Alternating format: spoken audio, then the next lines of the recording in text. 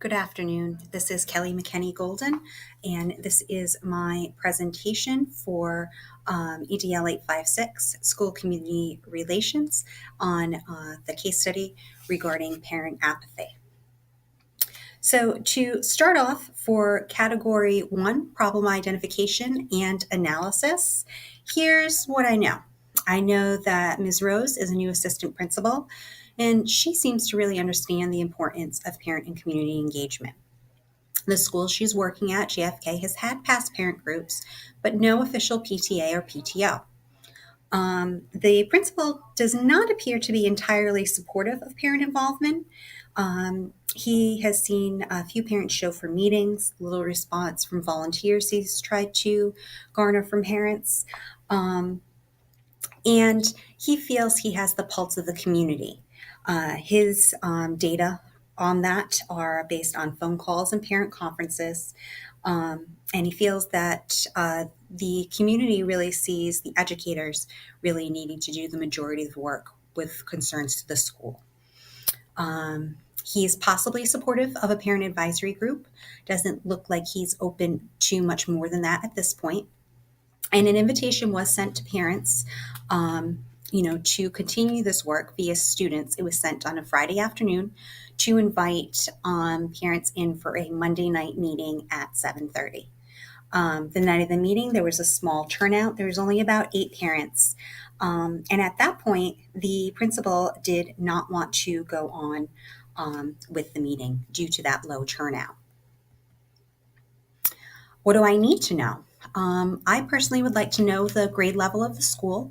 I think it would be important to know if we're looking at pre-K to grade 4 or 5 elementary, or if we're looking at a middle school or a elementary and middle or high school.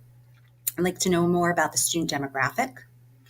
I'd also like to know more about transportation and whether or not families have access to transportation. I'd want to know more details on the former parent groups. I'd like to know the staff demographic. I'd like to know how many staff, kind of what strategies they might have used in the past to gain more parent engagement, community engagement. And I want to know more about the forms of communication, what they've used in the past, what they've used currently.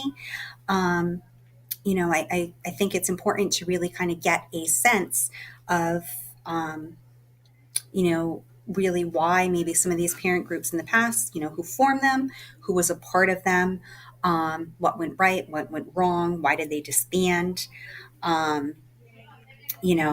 think it's really getting to know more about those parent groups would also get us to know more about that student and family demographic, not just race and ethnicity and poverty levels, but also if there's a large L population, maybe the need of translators.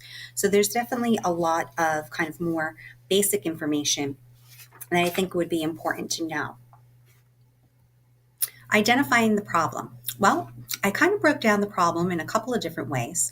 There's an overall problem of parent and community engagement, but there's also an immediate problem, the immediate problem that happened on that Monday night at 7:30 on whether or not to move forward with that Monday night parent meeting. And then also the continuing problem is how does Ms. Rose gain staff and community buy-in to increase that parent engagement? So for category 2, my proposed plan of action. First, looking at the immediate problem, do the principal and assistant principal proceed with the Monday night meeting? I say, of course, yes. You don't want to discourage the parents that didn't show. So I would briefly consult with the principal on what to say. And from there, I'd want to address the families. I would probably keep my meeting with them to between 30 and 45 minutes, keeping it short and sweet. But I'd give a brief welcome. I'd want to focus on the positive, saying it was great to see these families that are interested in forming a new advisory group. We're so happy that you attended. I would briefly speak to my hopes around more parent involvement, and then ask them parents for suggestions. And then from there, I just explained that there'd be follow-up communication that would happen, and I'd be sure to get contact information from the families that did attend before they left.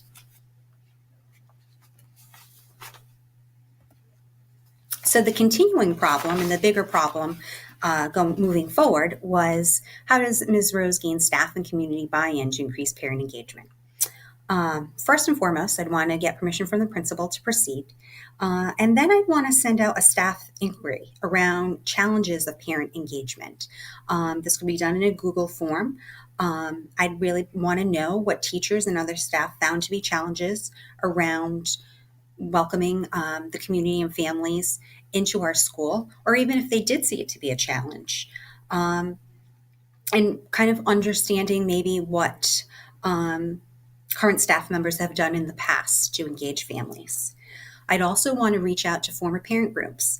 I would like the parent group meetings to be face to face. I think sometimes when we see things face to face, we get information. It's a little different than in a survey. And those former parent groups, since they disbanded, I really want to be able to meet them and show that I appreciated their prior work. And then I would start off really small. I'd start off with bi-monthly parent meetings. I'd send out communications in a variety of different formats. Maybe previous members of the former parent groups and staff and other families interested. Again, I'd start small, 30 to 45-minute meetings. I'd include a morning meeting and an after-hours meeting. And really, my agenda would look at kind of three big things. It would look at JFK successes so far, great things that JFK was doing, upcoming events that the family should know about or could take part in, and then also brainstorming for the future, what they would like to see.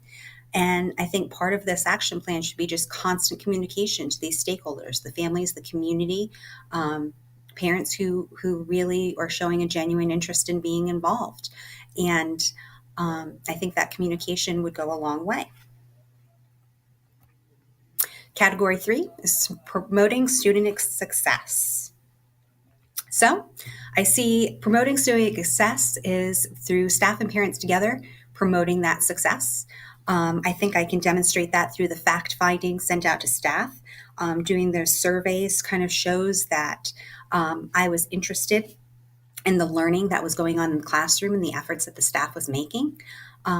Also showing that I valued the consulting with previous groups, valued their previous work, and then also the bi-monthly parent meetings to start. I think it's really all about the relationship building, and those are really a couple of really good strategies as a way to start the work.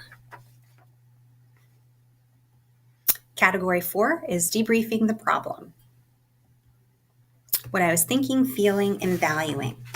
So what I was thinking about a lot about my prior experiences, both past and present. When I worked in a urban community in Massachusetts, I worked for Henry Lord Community School. It was a pre-K grade 8 school. In the first year that we opened, there was a lot of family engagement, a lot of parent interest. And then we had a huge drop off. One of the things that I found really helpful was they added the position of a student support coordinator. And part of this coordinator's job was to kind of incorporate the teaching staff more into the families' lives. And how they did that is we started to offer home-based services with teachers reaching out to families who wanted it to help really with kind of academics in the household and kind of provide tutoring and coaching for the parents to make them feel more welcome in the school community. For what I was feeling, I felt the biggest thing I felt that was so important was the buy-in for both the staff and the parents. What could Miss Rose do to really kind of get that initial buy-in, to really make it seem that this engagement process was valuable? And then for what I valued others' opinions, the opinions of the staff, the opinions of the parents in the form of parent groups, and really valuing the importance of the school as part of the community in general. Some unresolved issues. One of the big things I think that came out in the case study was, does the principal support the work? It appeared that he wasn't entirely supportive, and I was kind of wondering, how does the rest of the staff feel about it? I also was really interested in the challenges or weaknesses of the previous parent groups. And then one of the biggest things and kind of obvious to me was that was transportation an issue for families. I know the high school that I work at currently, I'm between the middle school and the high school, but the high school I work at currently, we have the school bus transportation, but the city bus does not make it to the school. So if families are without their own transportation, they can't take the city bus to the school for parent meetings or events. The nearest bus stop, city bus stop, is about a mile away. So something that's kind of really small, like transportation, can be a huge issue for families. And sometimes we don't always think about that if that's not our experience. Category 5 is reflecting on the standard. The component 1, promoting academic success. I felt like I did that through identify student and family needs. I also wanted to connect to the learning that was going on in the classroom by surveying the teachers and seeing what their thoughts were about parent and community engagement. I also felt I promoted academic success by consulting with the previous parent groups and trying to celebrate successes to scale. So, successes that those previous parent groups did have when they had worked together as a team. Again, small steps. So the bi-monthly parent meetings, I think, would encourage that academic success. That increased parent involvement always would lead to increased student success.